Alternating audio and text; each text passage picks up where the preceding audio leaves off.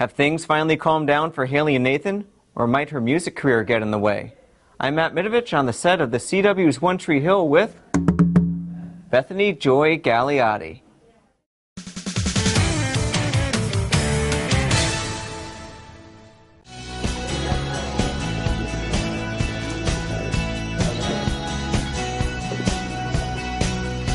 And action.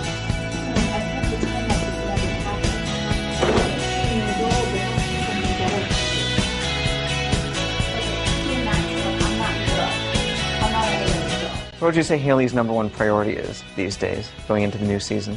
Her marriage and her son. Yeah? Mm-hmm. What about that little person on her shoulder telling her music?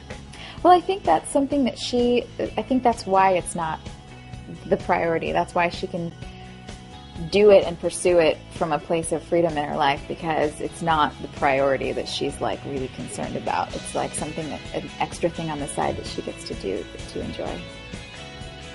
Do you think, or perhaps know from personal experience, that people can have a real and true love like Nathan and Haley do?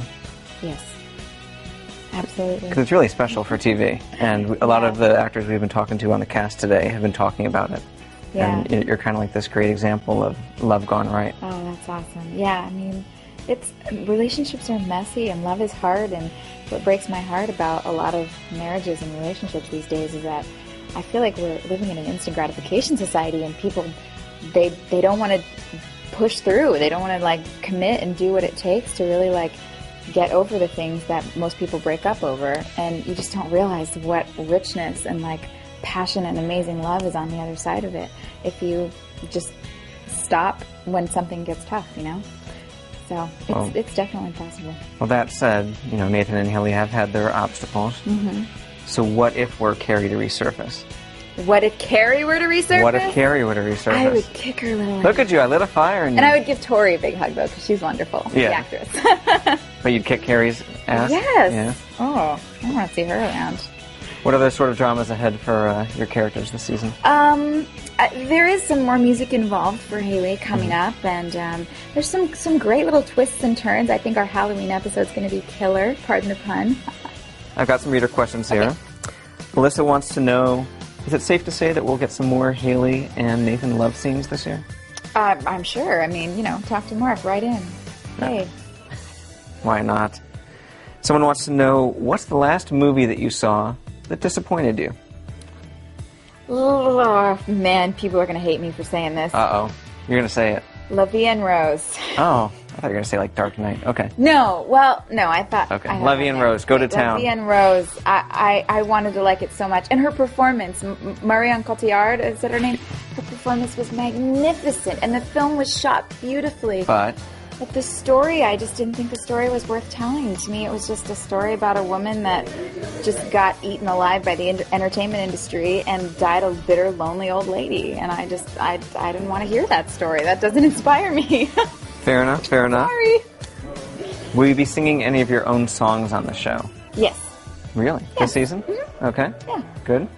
Do you have an album coming out next year? No. No? No? Was that on the drawing board at some point that people are asking? Yes, it was. And, you know, it hasn't completely disappeared, but there's all sorts of issues with rights and, you know, who owns what and having to go re-record and things like that. I don't own the rights to the current recording, so at this point there's nothing I can do with the songs that I've already recorded.